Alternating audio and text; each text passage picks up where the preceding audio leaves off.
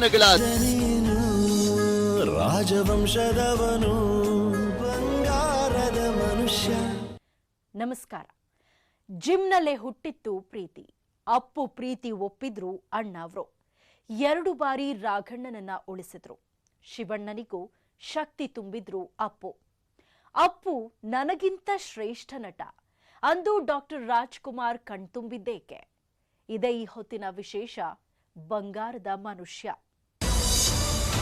ಜಿಮ್ನಲ್ಲೇ ಹುಟ್ಟಿತು ಪ್ರೀತಿ.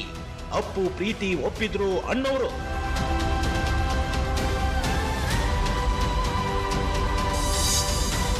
ಎರಡು ಬಾರಿ ರಾಘಣ್ಣನನ್ನ ಉಳಿಸಿದ್ರು. ಶಿವಣ್ಣನಿಗೂ ಶಕ್ತಿ ತುಂಬಿದ್ರು ಅಪ್ಪು. ಅಪ್ಪು ನನಗಿಂತ ಶ್ರೇಷ್ಠ ನಟ ಅಂದು ಡಾಕ್ಟರ್ ರಾಜ್ ಕಣ್ತುಂಬಿದ್ದೇಕೆ?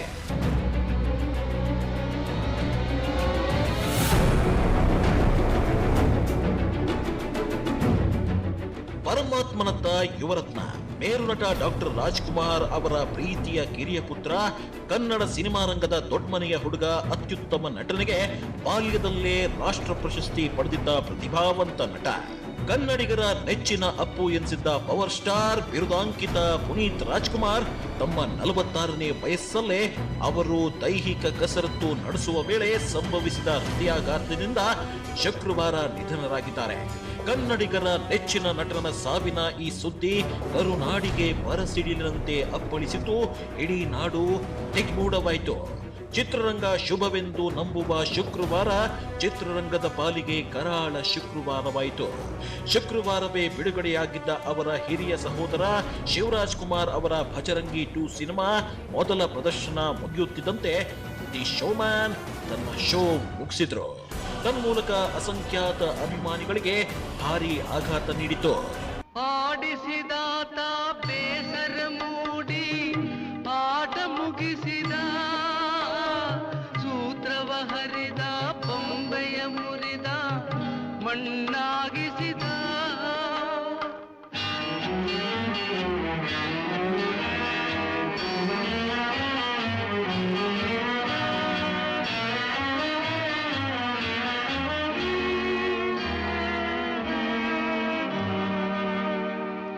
ಆಡಿಸಿದಾತ ಬೇಸರ ಮೂಡಿ ಆಟ ಮುಗಿಸಿದ, ಸೂತ್ರವ ಹರಿದ, ಬೊಂಬೆಯ ಮುರಿದ, ಮಣ್ಣಾಗಿಸಿದ. ಕಂಬನಿ ಧಾರೆ ಹರಿಸಲು ನನ್ನ ಜೀವ ಉಳಿಸಿದ, ನನ್ನ ಜೀವ ಉಳಿಸಿದ.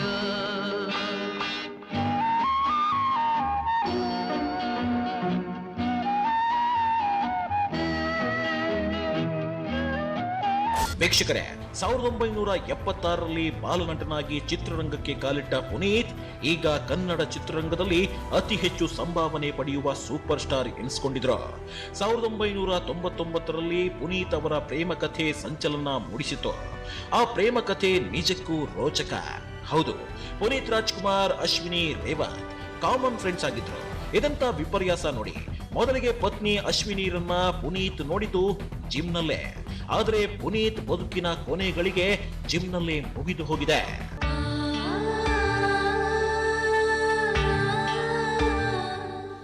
ಜಿಮ್ನಲ್ಲಿ ಶುರುವಾದ ಪುನೀತ್ ಅಶ್ವಿನಿ ಸ್ನೇಹ ಕ್ರಮೇಣವಾಗಿ ಅದು ಪ್ರೀತಿಗೆ ತಿರುಗಿತು. ಕೊನೆಗೆ ಮದುವೆ ಆಗುವವರೆಗೂ ಹೋಯ್ತು. ಆದರೆ ಈ ನಡುವೆ ಇವರಿಬ್ಬರ ಪ್ರೇಮ ಕಥೆಯಲ್ಲಿ ಹಲವು ಸಿನಿಮಾ ಟ್ವಿಸ್ಟ್ಗಳು ನಡೆದಿವೆ. ಪುನೀತ್ ಪ್ರಪೋಸ್ ಮಾಡಿದ ತಕ್ಷಣ ಆಕೆ ಒಪ್ಪಿದ್ರು, ಅವರ ಹಿರಿಯರು ಒಪ್ಪಲಿಲ್ಲ. ಆದರೆ ಈ ಕಡೆ ಮಗನ ನಿರ್ಧಾರಕ್ಕೆ ಪುನೀತ್ ಪೋಷಕರು ಮೊದಲಿನಿಂದಲೂ ಬೆಂಬಲ ನೀಡಿದ್ರು. ಕೊನೆಗೆ ಅಶ್ವಿನಿಯ ಮನೆಯವರು ಒಪ್ಪಿಗೆ ಸೂಚಿಸಿದಾಗ ಇವರಿಬ್ಬರ ಪ್ರೇಮ ಕಥೆ ದಾಂಪತ್ಯ ಜೀವನಕ್ಕೆ ಕಾಲಿಡುವಂತಾಯಿತು.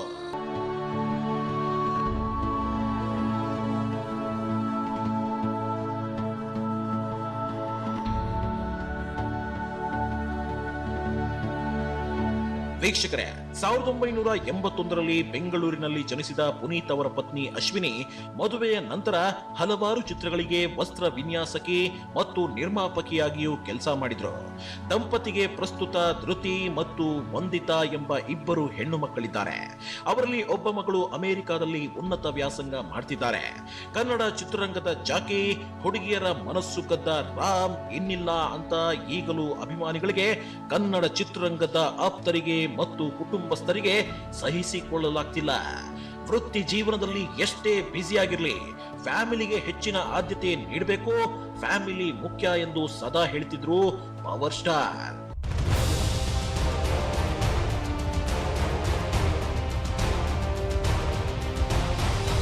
ಇನ್ನು ಪುನೀತ್ ರವರಿಗೆ ಅವರ ಲವ್ ಸ್ಟೋರಿ ಬಗ್ಗೆ ಪತ್ರಕರ್ತರೊಬ್ಬರು ಈ ಹಿಂದೆ ಕೇಳಿದಾಗ ಅವರು ಹೇಳಿದಾದ್ರು ಏನ್ ಗೊತ್ತಾ? ನಮ್ಮದೊಂದು ಕೂಲ್ ಫ್ಯಾಮಿಲಿ, ನಾವೆಲ್ಲರೂ ಕಾಮನ್ ಮ್ಯಾನ್ ಲೈಫ್ ಲೀಡ್ ಮಾಡ್ತೀವಿ. ಬಾಲ್ಯದಿಂದಲೂ ನಾನು ಸೆಟ್ಗೆ ಹೋಗುತ್ತಿದ್ದೆ, ಜನರ ಜೊತೆ ಹೆಚ್ಚಾಗಿ ಬೆರೆಯುತ್ತಿದ್ದೆ. ಒಬ್ಬ ಕಾಮನ್ ಸ್ನೇಹಿತನಿಂದ ನನಗೆ 1996ರಲ್ಲಿ ಅಶ್ವಿನಿ ಪರಿಚಯವಾಗಿತ್ತು. 8 ತಿಂಗಳ ಸ್ನೇಹದ ನಂತರ ನಾನು ಮೊದಲು ಪ್ರಪೋಸ್ ಮಾಡಿದೆ. ತಕ್ಷಣವೇ ಅವರು ಒಪ್ಕೊಂಡ್ರು. ಅಲ್ಲಿಂದ ನಮ್ಮ ಪ್ರೀತಿ ಶುರುವಾಯಿತು ಎಂದಿದ್ರು. ಪುನೀತ್ ರಾಜ್ಕುಮಾರ್ ಅಪ್ಪು ಸಿನಿಮಾ ನಂತರ ಅಶ್ವಿನಿ ಅವರನ್ನ ಭೇಟಿ ಮಾಡಿದ್ದು, ಅಪ್ಪು ಸದಾ ಫೋನ್ ನಲ್ಲಿ ಇರೋದನ್ನ ನೋಡಿ ಡಾಕ್ಟರ್ ರಾಜ್ಕುಮಾರ್ ಅವರು ಪಾರ್ವತಮ್ಮ ಅವರನ್ನ ಕರೆದು, ನೋಡು ನಿನ್ನ ಮಗ ಹೆಚ್ಚಿನ ಸಮಯ ಫೋನ್ ನಲ್ಲಿಯೇ ಕಳೀತಿದ್ದಾನೆ ಎಂದ್ರಂತೆ. ಶಿವರಾಜ್ ಕುಮಾರ್ ಕೂಡ ಅಪ್ಪು ಪ್ರೀತಿ ಬಗ್ಗೆ ಪೋಷಕರ ಜೊತೆ ಮಾತನಾಡಿದ್ರಂತೆ ಹಾಗೂ ಮದುವೆ ಮಾಡಲು ಶಿಫಾರಸು ಮಾಡಿದ್ರಂತೆ. ಹೀಗಾಗಿ ಒಂದು ದಿನ ಪುನೀತ್ ಫೋನ್ ನಲ್ಲಿ ಅಶ್ವಿನಿ ಜೊತೆ ಮಾತನಾಡುತ್ತಿರುವಾಗಲೇ ಎದುರು ಕುಳಿತಿದ್ದ ಅಣ್ಣವರಿಗೆ ಫೋನ್ ಕೊಡ್ತಾರಂತೆ. ಅಪ್ಪಾಜಿ, ಫೋನ್ ನಲ್ಲಿರೋದು ನನ್ನ ಸ್ನೇಹಿತೆ ಅಶ್ವಿನಿ ಅಂತ. ನಾನು ಆಕೆಯನ್ನ ಪ್ರೀತಿಸ್ತಾ ಇದ್ದೀನಿ, ಆಕೆಯನ್ನೇ ಮದುವೆ ಆಗ್ತೀನಿ, ನಿಮಗೆ ವಿಶ್ ಮಾಡ್ಬೇಕಂತೆ ಅಂತ ಹೇಳಿ ಅಣ್ಣವರ ಕೈಗೆ ಫೋನ್ ಕೊಟ್ರಂತೆ ಪುನೀತ್. ಫೋನ್ ನಲ್ಲಿ ಸಹಜವಾಗಿಯೇ ಮಾತನಾಡುವ ರಾಜ್ ಇವರಿಬ್ಬರ ಮದುವೆಗೆ ಒಪ್ಪಿಗೆ ಕೊಟ್ಟು ಅದ್ಧೂರಿಯಾಗಿ ಮದುವೆ ಮಾಡಿಸಿದ್ರಂತೆ. ಸ್ವತಃ ಪುನೀತ್ ಅವರೇ ಈ ಹಿಂದೆ ಈ ವಿಚಾರವನ್ನ ಹಂಚಿಕೊಂಡಿದ್ರು.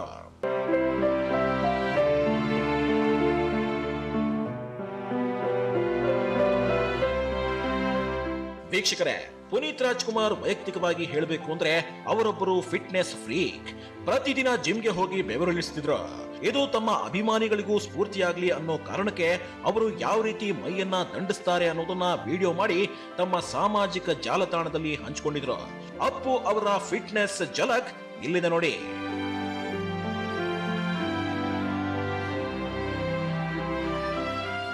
ಇನ್ನು ನಟ ಪುನೀತ್ ರಾಜ್ಕುಮಾರ್ಗೆ ಸೈಕಲ್ ಸವಾರಿ ಅಂದ್ರೆ ಬಹಳ ಇಷ್ಟ.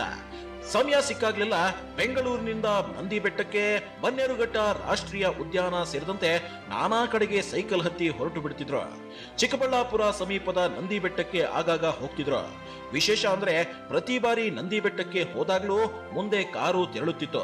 ಅದರ ಹಿಂದೆ ಪುನೀತ್ ರಾಜ್ಕುಮಾರ್ ಸೈಕಲ್ ಏರಿ ಹೊರಡುವುದು ವಿಶೇಷವಾಗಿತ್ತು. ಈಗ ಅವರಿಲ್ಲದೆ ಆ ಸೈಕಲ್ ಕೂಡ ಅನಾಥವಾಗಿದೆ. ಸೈಕಲ್ ತುಳಿಯುವುದರಿಂದ ದೇಹ ಸೌಷ್ಠಿವ ಕಾಪಾಡಿಕೊಳ್ಳಬಹುದು ಎನ್ನುತ್ತಿದ್ರಂತೆ ಪುನೀತ್ ರಾಜ್ಕುಮಾರ್. ಮುದ್ದೆ ನಾಟಿ ಕೋಳಿ ಸಾರು ಅಪ್ಪುಗೆ ಅಚ್ಚುಮೆಚ್ಚು. ಪುನೀತ್ ರಾಜ್ಕುಮಾರ್ಗೆ ಬಿರಿಯಾನಿ, ನಾಟಿ ಕೋಳಿ ಸಾರು ಹಾಗೂ ಮುದ್ದೆ ಅಂದ್ರೆ ತುಂಬಾನೇ ಇಷ್ಟ. ನಾನ್ ವೆಜ್ ಪ್ರಿಯರಾದ ಇವರು ಅಣ್ಣಮ್ಮ ದೇವಸ್ಥಾನದ ಸಮೀಪದಲ್ಲಿದ್ದ ನವಯುಗ ಹೋಟೆಲ್ನಿಂದ ಊಟ ತರಿಸ್ಕೊಳ್ತಿದ್ರಂತೆ. ಬಹುತೇಕ ಅವರು ಮನೆ ಊಟವನ್ನೇ ಇಷ್ಟಪಡ್ತಿದ್ರಂತೆ. ಅಷ್ಟು ಮಾತ್ರವಲ್ಲ, ಎಲ್ಲಿಗೆ ಹೋದ್ರೂ ಅವರು ಊಟ ತಿಂದು ಜೊತೆಯಲ್ಲಿದ್ದವರಿಗೂ ಹೊಟ್ಟೆ ತುಂಬಾ ಊಟ ಕೊಡಿಸ್ತಿದ್ರಂತೆ. ಅವರು ತಿನ್ನುವುದರೊಂದಿಗೆ ವರ್ಕೌಟ್ ಕೂಡ ಮಾಡ್ತಿದ್ರಂತೆ. ಅವರಲ್ಲಿದ್ದ ಮತ್ತೊಂದು ಒಳ್ಳೆಯ ಗುಣ ಅಂದ್ರೆ ತಟ್ಟೆಗೆ ಬಡಿಸ್ಕೊಂಡ ಊಟದಲ್ಲಿ ಸ್ವಲ್ಪವೂ ವ್ಯರ್ಥವಾಗದಂತೆ ತಿನ್ನುತ್ತಿದ್ರಂತೆ. ಇದು ಎಲ್ಲರಿಗೂ ಮಾದರಿಯಾಗಿತ್ತು ಅಂತ ಅಪ್ಪು ಹತ್ತಿರದಿಂದ ಬಲ್ಲವರು ಹೇಳ್ತಾರೆ.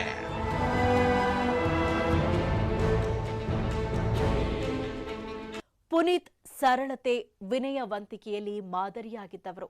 ಅಣ್ಣವರ ಪುತ್ರರಾದರೂ ತಮ್ಮದೇ ವಿಭಿನ್ನ ನಟನ ಪ್ರತಿಭೆ ಹೊಂದಿದ್ದ ಪುನೀತ್ ಅವರು ಬಾಲ ನಟರಾಗಿಯೇ ಕನ್ನಡಕ್ಕೆ ಬಂದು ರಾಷ್ಟ್ರೀಯ, ಅಂತಾರಾಷ್ಟ್ರೀಯ ಮಟ್ಟದಲ್ಲಿ ಹೆಸರಾದವರು. ಇವರನ್ನ ಕಳ್ಕೊಂಡ ಕನ್ನಡ ಸಿನಿ ಕ್ಷೇತ್ರ ಬಡವಾಗಿದೆ. ಇನ್ನು ಪುನೀತ್ ಬಗ್ಗೆ ದಿವಂಗತ ಅಂಬರೀಷ್ ರವರು ರಾಜ್ಕುಮಾರ್ ಬಳಿ ಹೋಗಿ ಅದೊಂದು ವಿಚಾರಕ್ಕೆ ರೇಗಿಸ್ತಾ ಇದ್ರಂತೆ. ಏನದು ವಿಚಾರ ಅಂದ್ರ, ಆ ಸ್ವಾರಸ್ಯಕರ ಸವಿ ನೆನಪಿನ ಘಟನೆಯ ಬಗ್ಗೆ ಹೇಳ್ತೀವಿ. ಆದ್ರೆ ಅದಕ್ಕೂ ಮುನ್ನ ಪುಟ್ಟದೊಂದು ಬ್ರೇಕ್. ರಾಜವಂಶದವನು, ಬಂಗಾರದ ಮನುಷ್ಯ, ಬಂಗಾರದ ಮನುಷ್ಯ. ಇಡೀ ಕರುನಾಡಿಗೆ ಕರುನಾಡೆ ಅಪ್ಪು ಇನ್ನಿಲ್ಲ ಅನ್ನೋದನ್ನ ಒಪ್ಪಲು ತಯಾರಿಲ್ಲ. ಆದರೆ ವಾಸ್ತವ ಅನ್ನೋದು ಎಲ್ಲವನ್ನೂ ಒಪ್ಪುವ ಹಾಗೆ ಮಾಡಿಬಿಟ್ಟಿದೆ.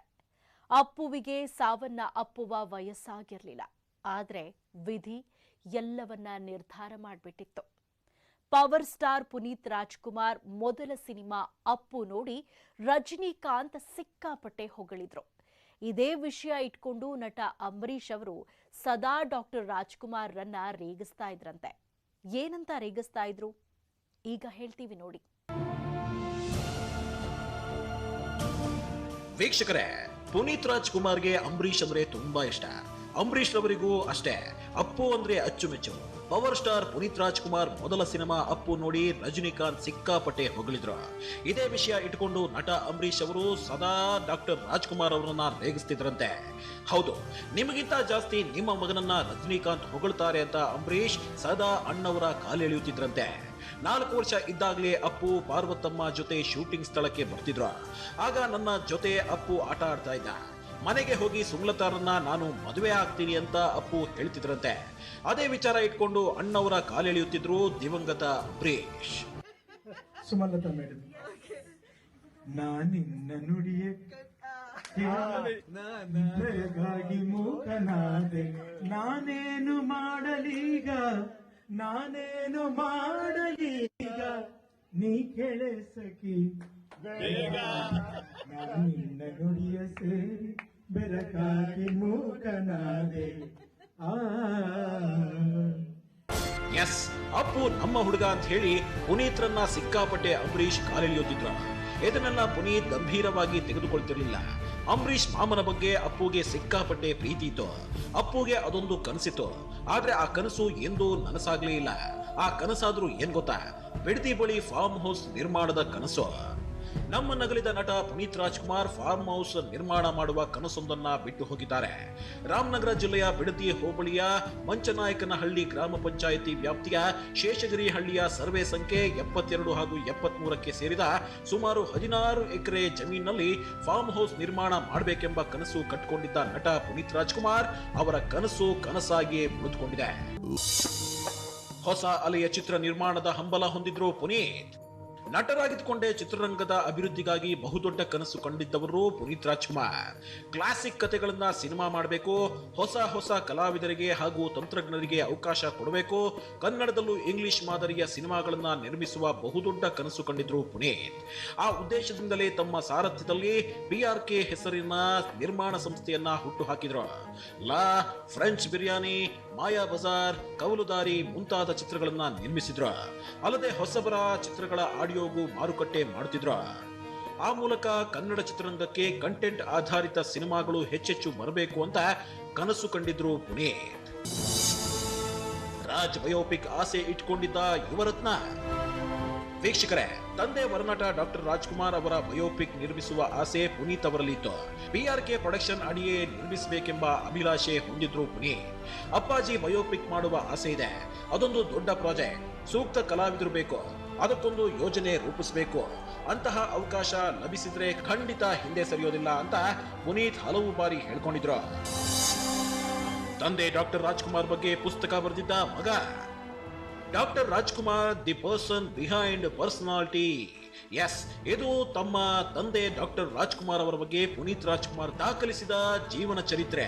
ತಮ್ಮ ಬದುಕಿನ ಮೇಲೆ ತಂದೆಯ ಪ್ರಭಾವ, ತಂದೆಯ ಜೊತೆಗೆ ಕಳೆದ ದಿನಗಳು, ಅಪರೂಪದ ಘಟನೆಗಳು ಇತ್ಯಾದಿಗಳನ್ನ ಬಯೋಗ್ರಫಿ ರೀತಿಯಲ್ಲಿ ಪುನೀತ್ ವಿಸ್ತರಿಸ್ತಾ ಹೋಗಿದ್ದಾರೆ. ಕಾಫಿ ಟೇಬಲ್ ಬುಕ್ ವಿನ್ಯಾಸದಲ್ಲಿರುವ ಈ ಪುಸ್ತಕ ಪುನೀತ್ ತನ್ನ ಜೀವಿತಾವಧಿಯಲ್ಲಿ ಮಾಡಿದ ಅಪರೂಪದ ಕಾರ್ಯಗಳಲ್ಲೊಂದು. ಬಂಗಾರದ ಮನುಷ್ಯನನ್ನ ಕಳೆದುಕೊಂಡು ಇಡೀ ಕರುನಾಡು ಬರಿದಾಗಿದೆ. ಈ ದುಃಖವನ್ನ ಸಹಿಸುವ ಶಕ್ತಿ ಅಭಿಮಾನಿಗಳಾದ ನಮಗೇ ಇಲ್ಲ ಅಂದಮೇಲೆ ಪುನೀತ್ ಕುಟುಂಬದ ನೋವು ಇನ್ನದ್ ಹೇಗಿರಬೇಡ ಹೇಳಿ. ಪುನೀತ್, ನೀವೆಂದು ಅಮರ ಅಮರ ಅಮರ ಅಂತ ಹೇಳ್ತಾ ಈ ಹೊತ್ತಿನ ವಿಶೇಷ ಕಾರ್ಯಕ್ರಮ ಮುಗಿಸ್ತಾ ಇದ್ದೀನಿ.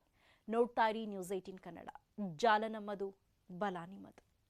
ರಾಜನೀನು ರಾಜವಂಶದವನು, ಬಂಗಾರದ ಮನುಷ್ಯ.